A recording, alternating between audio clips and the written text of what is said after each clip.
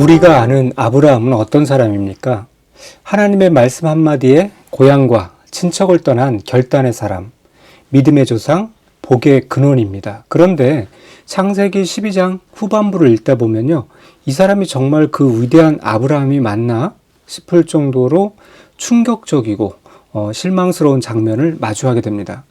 하나님의 부르심을 따라 가나안 땅에 들어와서 감격적인 예배를 드렸던 그가 얼마 지나지 않아서 자신의 목숨을 부지하기 위해서 아내를 다른 남자에게, 또 그것도 이방 왕의 침소로 떠밀어버리는 그러한 사건이 발생합니다. 그가 뭐라고 하냐면요, 여보, 당신이 너무 예뻐서 사람들이 나를 죽일지도 몰라. 그러니까 제발 내 여동생이라고 해줘.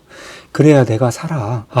아니, 자기 아내를 지켜주지는 못할 망정 아내를 방패막이 삼아서 자기 목숨을 구걸하는 이 찌질하고 비겁한 모습. 아니, 도대체 믿음의 조상에게 무슨 일이 일어난 걸까요? 오늘 우리는 아브라함의 인생 최대 흑역사를 통해서 우리 안에 숨겨진 연약함을 마주하고 진짜 믿음이 무엇인지 한번 묵상해 보고자 합니다. 사건의 발단은 기근이었어요.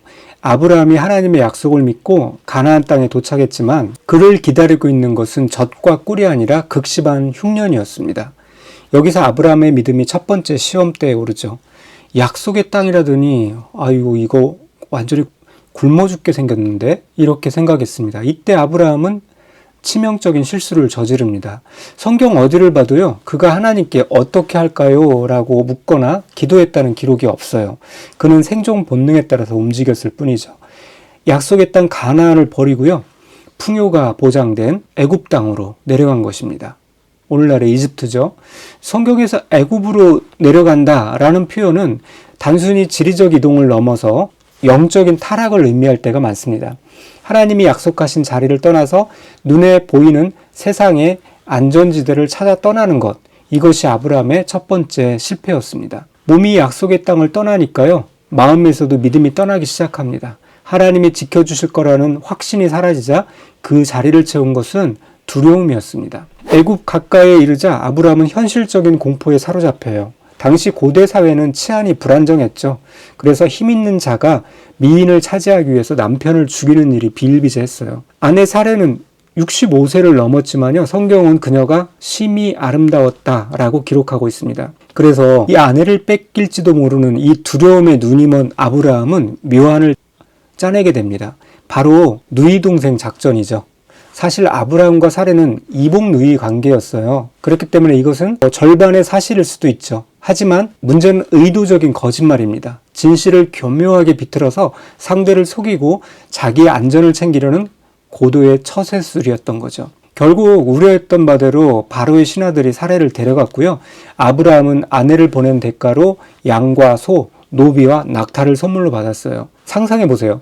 아내는 다른 남자의 궁으로 끌려가는데 남편은 그 대가로 받은 가축들을 세고 있습니다. 겉으로는 부자가 되었을지라도 솔직히 이 아브라함의 속은 얼마나 비참하고 수치스러웠을까요? 자기 목숨 하나 살겠다고 가장 소중한 사람을 팔아넘긴 이 모습, 이것이 하나님을 떠난 인간이 보여주는 가장 밑바닥의 모습입니다. 이 말씀을 묵상하면서 저는 처음에는 아브라함에게 화가 많이 났어요.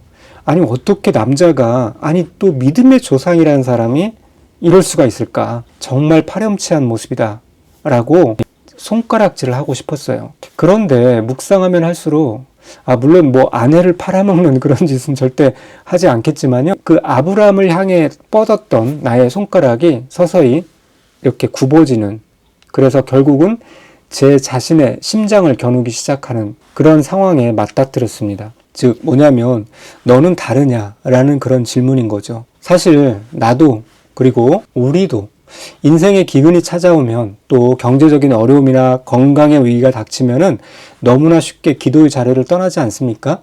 하나님께 묻지도 않고 세상의 방법, 애굽의 풍요를 찾아 남방으로 그렇게 내려가지 않습니까?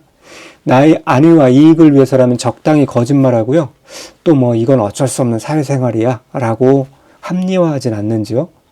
때로는 내가 살기 위해 가족에게 상처를 주기도 하고요, 직장 동료나 아랫사람들을 희생양 삼아서 위기를 모면하기도 합니다. 정녕 그런 적이 없습니까? 아브라함의 비겁한 모습은 위기 앞에서 하나님보다 세상을 더 두려워하는 바로 나의 그리고 우리의 자화상인 것이죠. 저도 여러분도 아브라함과 다를 바 없는 똑같은 연약한 존재들인 것입니다. 그래도 이 이야기의 결말이 감동적인 이유는요, 아브라함의 지혜 때문이 아니라 하나님의 개입 때문입니다.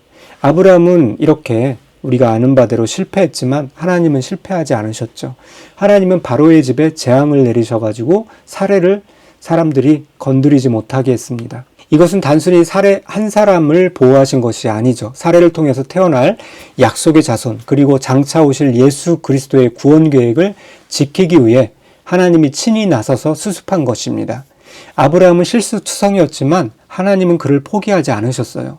그를 다시 약속의 땅으로 돌려보내시고 훗날 100세 아들을 주시기까지 그를 훈련시켜 나가셨습니다. 질문을 해보겠습니다.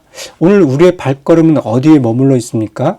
혹시 먹고 사는 문제 때문에, 눈앞의 두려움 때문에 약속의 땅을 떠나 애굽으로 내려가고 있지는 않습니까? 타협과 거짓과 타협으로 얼룩진 비겁한 모습으로 서 있지는 않는지요? 비록 우리가 넘어졌을지라도 하나님은 여전히 우리를 붙들고 계십니다. 우리의 실수보다 하나님의 언약이 더 강하기 때문입니다. 이제 정신을 차리고 다시 약속의 땅, 그 믿음의 자리로 돌아와야 할 때입니다. 세상이 주는 양과 소는 우리 영혼을 채울 수가 없습니다. 하나님이 주시는 말씀만이 우리를 살게 합니다. 오늘 하루 핑계대지 말고 정직하게 순종하길 바랍니다. 기근이 와도 이 약속의 땅에 머무는 자가 결국 승리할 것입니다. 우리를 부끄러운 자리에서 건져내시고 다시 시작하게 하신 하나님의 은혜를 붙들고 믿음의 길을 묵묵히 걸어가는 우리가 되기를 축복합니다. 기도하겠습니다. 신실하신 하나님, 아브라함의 치명적인 실수를 보며 남 이야기 같지 않아 부끄러운 마음으로 섭니다. 저 또한 인생의 기회를 만날 때마다 하나님을 신뢰하기보다 눈에 보이는 애굽을 의지했고 나의 안위를 위해 세상과 타협하며 비겁하게 살았음을 고백합니다. 하나님을 믿지 못하고 두려움에 떨었던 저희를 불쌍히 여겨 주시옵소서. 하지만 주님, 아브라함의 실패에도 불구하고 신실하게 언약을 지켜주신 그 은혜가 오늘 나에게도 있음을 믿습니다. 우리의 연약함을 덮어주시고 다시 약속의 땅으로 돌아갈 기회를 주시는 주님의 손을 붙잡습니다. 이제는 어떤 상황에서도 한눈 팔지 않게 하시고 하나님의 방법이 아닌 정직한 믿음으로 승부하여 약속하신 풍성한 열매를 거두는 인생이 되게 하여 주시옵소서. 예수님의 이름으로 기도드립니다. 아멘.